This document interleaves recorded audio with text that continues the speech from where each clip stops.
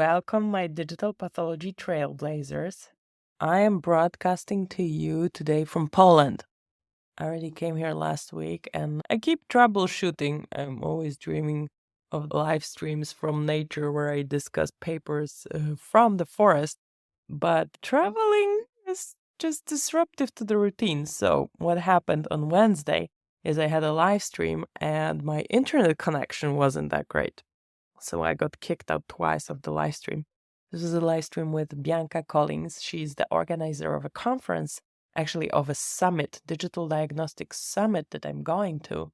And I wanted her to join me and tell you what this summit is about. So the recording is on YouTube, but basically I was kicked out twice of this broadcast. But then I managed to come back and she had a discount code. The discount code is Summit10. On Wednesday, she only had 10 spots left. So I don't know if there's any spot left, but if you happen to join this conference, and by the way, you can get some more information about it at digitaldiagnosticsummit.com, then we're going to see each other in person. And for everyone who uses this code, I'm going to bring one of my books, a hardcover version of Digital Pathology 101, all you need to know to start and continue your digital pathology journey, and I will sign it for you. So if we meet there, you're gonna get a signed copy of my book if you use the discount code. So after that live stream, I thought, okay, now I need to go to a place where there's better internet, and my cousin has an office and he has a fiber optic. So I went to my cousin's place to record this very DigiPath Digest number 7, and the internet was great, but I forgot about the time change and I scheduled this live stream. So in Poland, it was 12 p.m.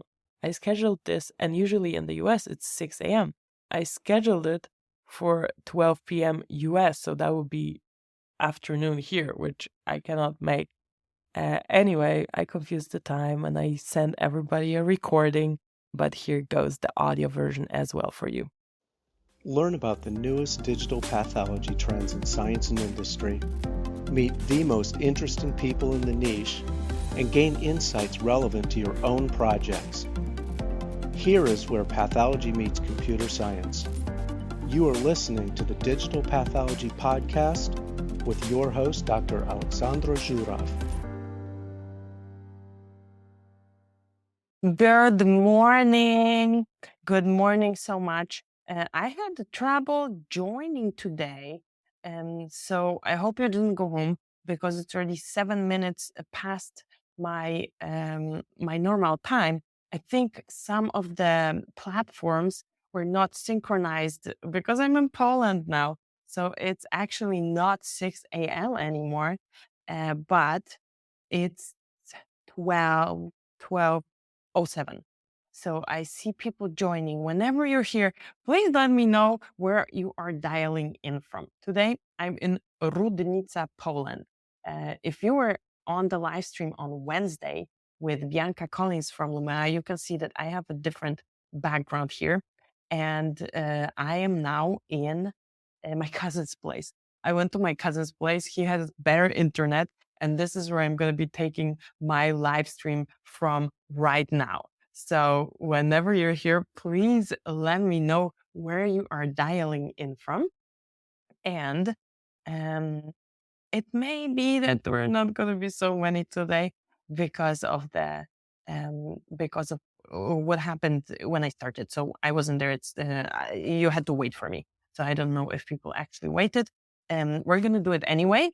If you're here live or viewing the live stream, let me know where you're dialing in from. Let me know if you hear me. I have my mobile set up right now.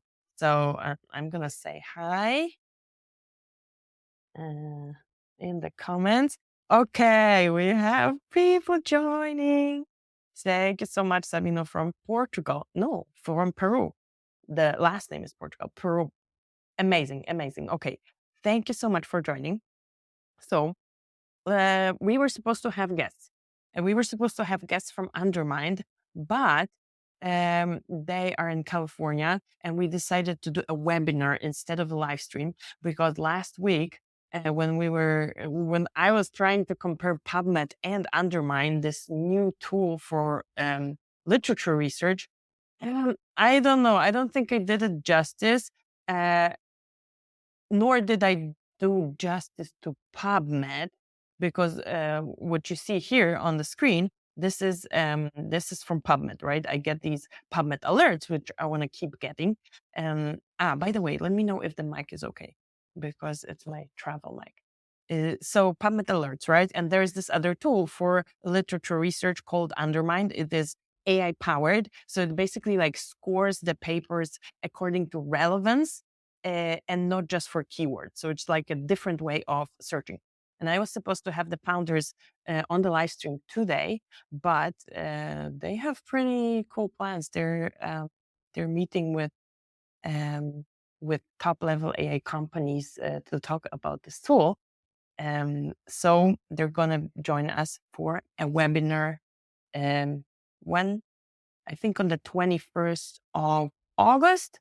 And by the way, if somebody enters and then exits, just ignore, because I'm renting / borrowing this space from my cousin. Okay, so without further ado, let's jump into our papers. And they're actually cytology, or like not necessarily tissue heavy today, at least the first couple of them. So advances in bone marrow evaluation. It's a review. So the abstract is just telling us that digital pathology has the potential to revolutionize bone marrow assessment through implementation of artificial intelligence, which I think is totally the case, because if you know anything about bone marrow evaluation, you have like a certain number of cells, and my clinical pathologists who are on the line, feel free to put in the comments how many of which type of cells you need to evaluate. But basically, you have to count a lot. You have to go really high magnification, and you have to count all the different types of cells that you can see in the bone marrow, and then you give a diagnosis for whatever is happening there. So, and the advantage for image analysis or for AI on bone marrow is that if you have a good smear, you should have those cells separated. Oh, and thank you so much for the likes. I see a like from Facebook. If you can give this live stream, if you're here live, or if you're watching the replay, and if you could give it a like, that helps us bring this thing to more people. So going back to the paper, to the review, or to the topic, let's say this review is gonna set us for the topic. So there is the digital pathology has the potential to revolutionize bone marrow assessment through implementation of AI. And this review goes into barriers towards implementation, which there are enough. I don't know if we always have this like conflict of interest. I mean, in every paper, but I did not notice it in our abstracts before. But basically, we have here, okay, the authors, who are, by the way, we have to say, it's Joshua Lewis and Olga Pozniakova. Brigham and Women's Hospital, University of Pennsylvania, and they are consultants for Scopio and Sysmex, who are active in the space of evaluation of smears of blood cells of the non-tissue part of digital pathologies. And that takes us to the next paper, digital imaging and AI pre-classification in hematology. So hematology, it's going to be blood. It's going to be the same cells that are in the bone marrow. Maybe not the same cells, because in bone marrow, you're going to have like the precursors, the early cells that later get released. And I see some more people joining. Thank you so much. Thank you so much for joining, and thank you so much for liking this live stream. So what happens here? And they used AI, and by they I mean Bowers et al., Bowers and Nakashima. And this is Cleveland Clinic. And leukocyte differential of peripheral blood So again, a differential is like you talk about all the different types of cells that are there, and you count them, and then you maybe do ratios and things like that. I'm an anatomic pathologist, so apologies for not knowing the exact details, but definitely there is an application. So leukocyte differential of peripheral blood can be performed using digital imaging coupled with cellular pre-classification by artificial neural networks. You can even do platelets and erythrocyte morphology. You can assess it and count it. Mm, And there was a system used, and we have another conflict of interest. Somebody is a paid speaker for Sysmex, so I anticipate this is the company that provided it.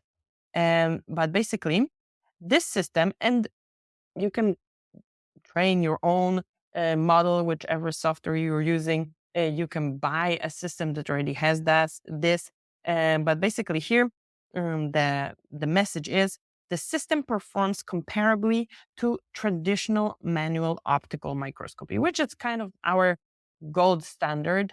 A pathologist looks at something, recognizes, and this is what our ground truth gold standard is. And then you check, okay, does the automated tool also do that? Is it comparable? And they say, yes, it was comparable, but important, it is designed and intended to be operated by a trained morphologist. So it's like you need to know when it's wrong and then basically visually discard what it's doing. But that's in general for all type of image analysis. Um, unless maybe those tools are going to be so uh, mature that you can just let them run and flag you some stuff for verification. But basically, they are mostly designed for people who know what they are looking for, but need more speed, need to be accelerated, need to have more quality. So the next one is actually in tissue, because this is for early stage colorectal cancer. Take red here. And we're evaluating CD3 and CD8 T cells, immunohistochemistry, so they're stained with IHC, for prognostication and prediction of benefit from adjuvant chemotherapy. And when I looked at this title, like, why are they doing this again? Well, I said again because I didn't read this part. Prognostication and prediction of benefit from adjuvant therapy. Because I knew the work, this is the group of Jerome Gallon invented or discovered or put together something called Immunoscore, where basically you look into the numbers of CD3 and CD8 cells, and you determine, okay, is the prognosis going to be better or worse? So what this group did, they took those numbers and they were checking if there's a benefit from adjuvant chemotherapy. So this is Williams et al. And this group is from Leeds and also Roche Diagnostics in different places, Arizona, California. They did it together. And so the first part, high densities of tumor infiltrating CD3 and CD8 T cells are associated with superior prognosis in colorectal cancer. So if you have a lot of these, you are better off. They are superior prognosis in colorectal cancer. But do they mean something when you would evaluate if you would benefit more from adjuvant chemotherapy? They didn't know. So that's what they decided to analyze. They used tissues from 868 patients in the Quasar trial. This was adjuvant fluorouracil folinic acid versus observation in stage 2 and 3 colorectal cancer. And it was analyzed by CD3 and CD8 immunohistochemistry. And pathologists assisted by artificial intelligence. And here we have this theme: pathologists were assisted by AI. They calculated CD3 and CD8 cell densities. So how are you gonna like calculate densities? You probably like visually or manually you would know the area of your field of view, and then you count the cells and you get the density number of cells. Here they have over millimeter square. So if you have an AI assistant, then we have more people. Let me know whoever is joining midstream. Let me know where you're tuning in from. That would be fantastic if you would comment and let me know where you're tuning in from. And it can be that most of the people are going to be watching the live stream. So if you're watching the live stream, like and comment as well. And that helps to bring this live stream to more people who might be interested in this topic and don't really have a similar resource talking about those abstracts. So going back to the paper, the densities, number of cells over the unit area, and in several places: core tumor, CT, and invasive margin. What's the invasive margin? Invasive margin, let's say this is my tissue, and wait, let me do it differently. I need my mouse. My mouse is going to be my tumor. So a mouse is the tumor and my hand is the tissue. And here is where the tumor ends. And exactly this place is invasive margin.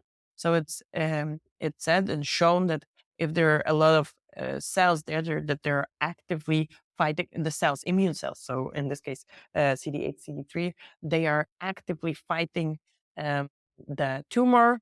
Or, there are different theories. If there are too many, then they cannot get in, and all these things. But it's important to check. So let's take my tumor. The numbers both in the invasive margin and in the tumor itself, because if they went into the tumor, then maybe they're more active. So, and the outcome that they were using for this study primary outcome was recurrence-free interval. And the results were, in the recurrence rate in the high-risk group was twice that in the low-risk group for all measures. CD3 CT and CD8 CT in the middle of the tumor, CD8 invasive margin. Don't they have CD3 invasive margin? I don't know. Basically, they say if you are high risk, then you're going to have twice the recurrence than low risk. That's like logical. But I had to read this abstract twice. I had to read it twice because this was kind of like, we already know that, right? If their high risk group was twice, that the recurrence rate was twice than in the low risk. But what about the chemotherapy? Well, recurrence rate in the high risk groups are twice those in the low risk groups. We already said that. This is the conclusion. And proportional reductions with chemotherapy are similar. So they didn't really come up with like a number of those cells that would guide chemotherapy, but there are some numbers necessary to treat. So you might think, okay, those based on the numbers of the CD3 and CD8s, those who are high risk, so have less of those cells, might benefit from chemotherapy more because they need additional support. Their immune system is not that great because there are not so many of these cells. But in general, so I guess if we say the high risk group with less cells, they would be candidate. But I had to actually read it twice. Okay. The next one is pan-cancer patient-derived xenograft histology repository with genomic and pathologic annotations enables deep learning analysis. So this is a cool thing because pan-cancer patient-derived xenograft histology image repository. So patient-derived, this is White et al., and this is a group from Jackson's laboratory. The main one, I think, is in Maine. I didn't visit the lab, but I was there in front of their lab, and I think I was taking selfies because they do a lot of mice work, and I'm a veterinary pathologist, so of course that was like something cool for me. And also Singapore, Frederick, Maryland, Leidos Biomedical Research. I live close to Frederick, Maryland in the US when I'm not in Poland. Utah, Salt Lake City, Bethesda, the National Cancer Institute, and California. So those patient-derived xenografts, they call them PDXs. I like to just spell everything out. Model human intra and intertumoral heterogeneity. So in the context of the intact tissue of immunocompromised mice. So you inject some tumor cells from people to immunocompromised mice, and they grow a piece of this tumor on the mouse. And what they have here, they developed, and then you can do all kinds of research on this without having to do this research. You are not able to do this research probably otherwise, unless you do cell cultures. Anyway, so you can inject it to the mice, and they developed an extensive pan-cancer repository, over 1,000 of those xenografts, paired with parental tumor. So the original tumor was there, the H&E image, the H&E image of the xenograft, and not only this, they had also associated genomic and transcriptomics data, clinical metadata, pathologic assessment of cell composition, and in several cases, they have detailed pathologic annotation of neoplastic stromal and necrotic regions. So they have this super huge, fantastic repository. And what do they want to do with it? It needs to be useful for something, right? So they had a couple of applications. Applications number one was the development of a classifier.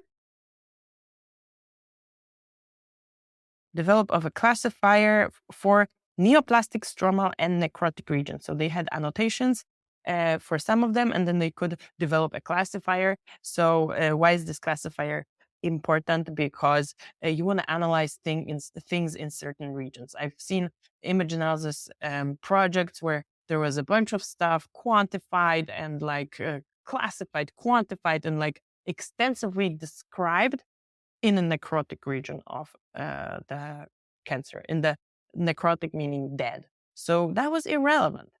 So if you can classify the neoplastic, so the epithelial neoplastic cells, stromal and necrotic regions, then you can run your analysis in the corresponding region. And then they wanted develop a predictor of xenograft transplant lymphoproliferative disorder. I guess that's a disorder that can happen. So they wanted to predict it, and then application of published predictor of microsatellite instability. So this is a genetic alteration, genetic mutation, and they want to check if they can predict this particular mutation on this data set. That's what they did. So significance, a pan-cancer repository of over 1,000 patient-derived xenografts, H&E stained images, will facilitate cancer biology investigations through histopathologic analysis. Yes, I agree. And because we have a lot of people from the government, look how long this conflict of interest.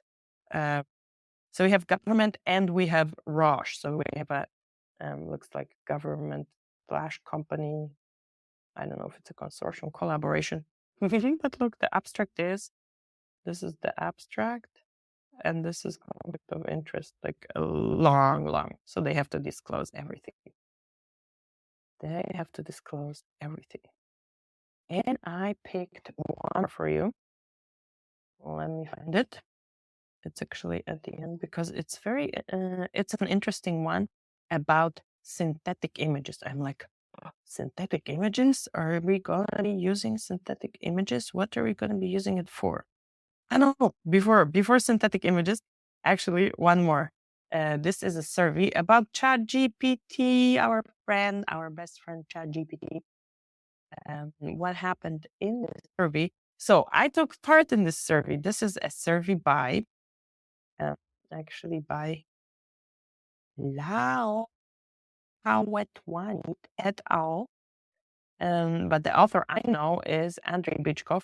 So I don't know if you've seen, look at some other live streams or my previous videos from this year, like around March. He published this on a poster at US CAP, and he gave this poster to me, and I had it as a background. So check that poster in other videos. But I took part in the survey. I don't know if I was actually counted because he mainly interviewed MD pathologist, but I think there was a specialty. I think she went for all pathologists. And anyway, I answered the questions that he had, and that was pretty early after the release of ChatGPT. I think within 1 year. So he was checking. They were checking this group. They sent a Google Doc survey and asked people questions, and they had they had 215 responders. So 215 people took their survey. Fantastic. I saw it on LinkedIn and I immediately took it. And they wanted to check the perception of large language models applications among pathologists. So half of them, almost 46.5%, reported using them, especially ChatGPT, professional purposes. Predominantly for information retrieval, which at that point was maybe not the best use case, but because it was more effective. Now there are applications of information retrieval. When you look at the web pages on Google or wherever, when the first paragraph now is generated paragraph that answers your question, and then below you have the websites where the generative large language model took the information from. So it actually retrieved information. This is information retrieval. Then they used it for proofreading, academic writing, and drafting pathology reports. Cool. And they highlighted significant time-saving benefit. This is a huge time-saving benefit for me when I use those tools. And academic pathologists demonstrated a better level of understanding of LLMs than their peers. And they were considered moderately proficient concerning pathology-specific. The LLM. Sometimes they can provide incorrect general domain information, but they were considered moderately proficient concerning pathology-specific knowledge. Cool. And it was mainly used for drafting educational materials and programming tasks. And concerns were not unlike the rest of the society, information accuracy, privacy, and need for regulatory approval. So I don't know why I need for regulatory approval. I don't know. I guess it's a powerful tool. So I know, but would I want to vote for this to be regulated at the moment? I don't know. So anyway, that was the concern from the survey. And but the conclusion was that the large language model applications are gaining notable acceptance among pathologists, specifically that this was less than a year after the tool was introduced to the market. So that was a super cool survey that I took part in, and I have the poster in Pennsylvania. So now our last one, and the question about sharing those articles. So there's a question from the audience. If I can share those articles. Yes, the articles are going to be shared. I can show it. Okay, so the articles are always shared when the live stream has then a replay, specifically on YouTube. I go in and I comment. In the first comment, you're going to find the links to all the articles, and they are also shared after this live stream. Oh, I see some more people joining. after the live stream, I share them in an email blast. So if you are on my email list, then you're going to get it. Every week, you're going to get all the papers, meaning with all the links to wherever I think I do PubMed or whatever is like most accessible. And if you are not on my list, then if you go to my webpage, digitalpathologyplace.com, digitalpathologyplace.com, there's going to be a button. I could share it maybe. I'll share it later after let me try it. There's going to be a button to download an ebook. Once you get that ebook, I get your email address, and then you get all the videos, information, digital pathology information, papers that we are discussing. And digitalpathologyplace.com. That's where it's going to be. So let's talk about this synthetic image generation. That's like, we're going to be generating synthetic pathology data.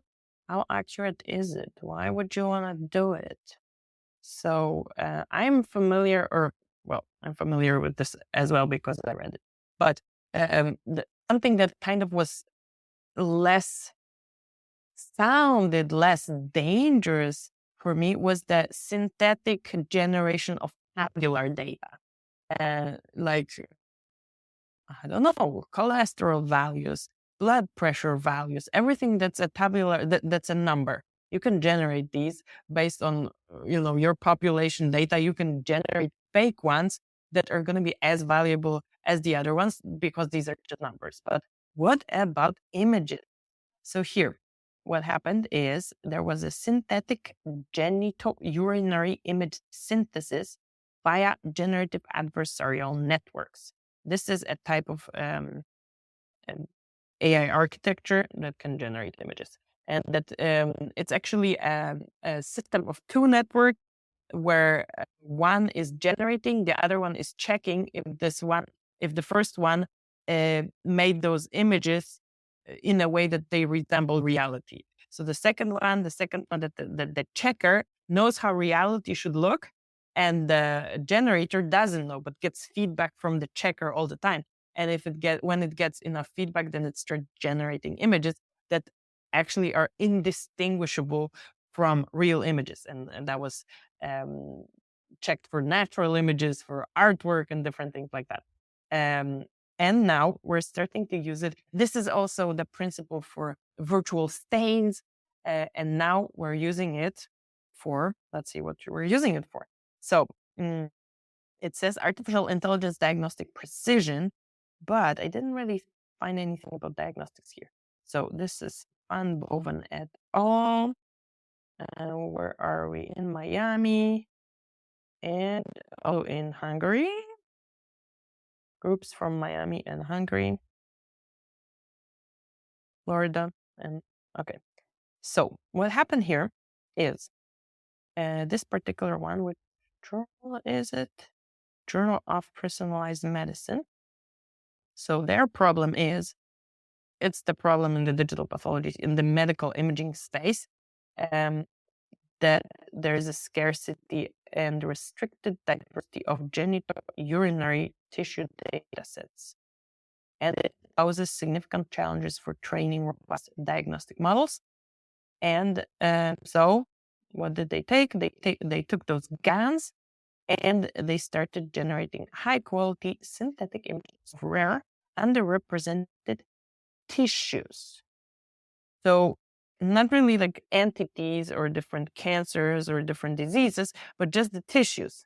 And they have hypothesized that augmenting and training data with these GAN-generated images, that would significantly enhance model performance for tissue classification, segmentation, and disease detection. So, okay, they want it for disease detection, but they do the GU tissues. And they let the GAN produce synthetic images of 8 different genitourinary tissues. And what did they use to check if those tissues if the images of those tissues generated by the GAN look good or good, they use the score that I am not familiar with. It's called relative inception score. I assume it's a computer science way to checking if those images resemble the real images for significantly. And there is Fréchet inception distance as well. But what I do understand is that additionally, the synthetic images received an 80% approval rating from board certified pathologists. This is familiar for me. A pathologist looks, says it's okay. Here, 80% of the time, I assume, or 80% of those images were approved by a pathologist. And so this study not only confirms the feasibility of using GANs for the augmentation in medical image analysis, but also highlights the critical role of synthetic data. And this addresses the challenge of dataset scarcity and imbalance. So the fake data, I call it fake data, it's synthetic. Synthetic is a good word. Synthetic data generation is entering the histopathology space. I mean, it was already there with, I knew this from virtual stainings, where you generate one type of image from another type of image. But here you're generating images from scratch, new images that then you're gonna have a model trained on. This is interesting. And these are our papers for today. I have a couple of updates for you today. So I don't know if on Wednesday you were on the live stream. My live stream got interrupted. Well, it didn't get interrupted, but I got kicked out of the live stream twice because my internet in my Polish home is suboptimal, and I was trying to stream like I do in the US on all different platforms and on TikTok as well. And this didn't work. Today I didn't go live on TikTok. So any of the TikTokers watches it on YouTube or somewhere else, then I apologize. But feel free to go watch the recording because I was talking about the next conference I'm going to. And this conference is Digital Diagnostic Summit. And the website of this conference is also digitaldiagnosticsummit.com. At the time of the live stream, which was 2 days ago, Bianca, my guest, who is also the organizer, she's the marketing head person at Lumea, she had 10 spots still for the conference. And when is this conference good for? Very much for networking and moving the needle in the digital pathology space, and also kind of living an adventure because the lectures are only till noon, and then the networking / adventure part begins, like horse riding, quads, or it's a different type of meeting. So definitely, if you're trying to influence something in that space, be it with a product, with your knowledge, with your institution, it's going to have the movers and the shakers of the industry. And I'm going to be there as well. And I'm going to be streaming from there as well. If you're on the email list, then you're going to get all the updates. If you're not, go to digitalpathologyplace.com to get the book and be on the list. Other things that I wanted to tell you was, okay, I was talking about my YouTube course. So a course that has a curriculum, has a structured curriculum, but consists of my YouTube videos. So there's going to be an option for this, for this course. All those videos are going to be free on YouTube for everyone who doesn't want to pay for this. It's going to be for free, but the course, and I already have the list of all the videos. I'm anticipating this may be happening in September when I'm back in the US. I have all the videos. There's definitely over 300. I don't have 400 yet on YouTube. But basically, I'm gonna structure it into a logical curriculum. So you're not gonna be bombarded with ads. You're not gonna be having to like navigate through playlists or things like that. It's gonna be structured for you with a login in a course, like course environment where you're gonna be able to track your progress, and there's going to be a certificate at the end. So that's going to be one thing that I'm working on.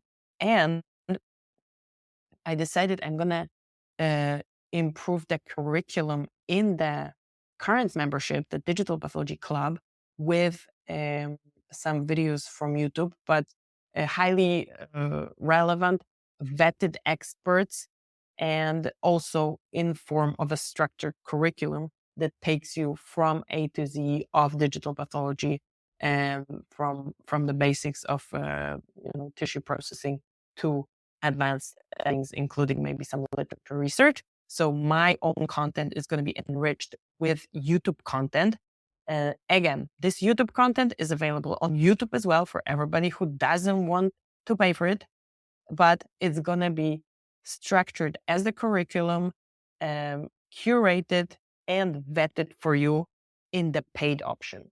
So, if money is tight, then you don't do it. If time is tight, then you do it, right? We pay for things either with time or money, and there's nothing free in this world, which is okay. That's how it works. But what inspired me to do it was the lecture I found about large language models. Large language models and retrieval augmented generation. No, not large language models. Sorry, foundation model by Hamid Titoush. So he basically in his lab, put this lecture that he gave at the Association of Pathology Informatics Summit, and I'm like, this lecture only has 300 views. This needs to be brought to other people. So of course I shared on social media, but then I thought, how many of these things that are like at conferences and somehow they got the permissions to publish it on YouTube are just buried in the tons of YouTube videos that are being published every day. So what I'm going to do, I'm going to go in and hand pick them, check if they're really like given by experts, check all the references and find them for you and include them in the membership. Full disclosure, they're from YouTube. You don't want to pay for this curation. You can find them on YouTube on your own. So these are the plans. I'm planning to do this, as I said, September.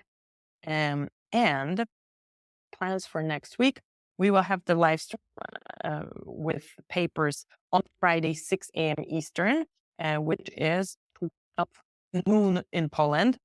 And I will make sure that all the platforms are synchronized and that we don't have a problem that they are scheduled for a different time. And mid-August, we're going to have a webinar with the founders of Undermined, this other literature research tool that is AI-powered, that can be an amazing complementary tool for PubMed, or maybe it can replace PubMed. I'm going to try to ask some challenging questions to the founders to say, hey, is it better than PubMed? Is it different than PubMed? Why do we even need it? Why should we care? And I already have a free account. It's undermined.ai, and you can have a free account there. And thank you so much for joining me. Thank you so much for saying hi, letting me know where you're tuning from. If you are watching the replay, feel free to give it a like and let me know where you're tuning in from, because even when it's not live anymore, it's going to be shown to people, and I would very, very much appreciate if you could help me show it to more people. And I talk to you in the next episode. Just a very quick ask before we leave. If you are listening on Apple Podcasts and you love this podcast, would you be so kind to give us a 5-star reviews? I am aiming to get 50 5-star reviews until the end of the year, and your help would mean a lot to me. Thank you so much.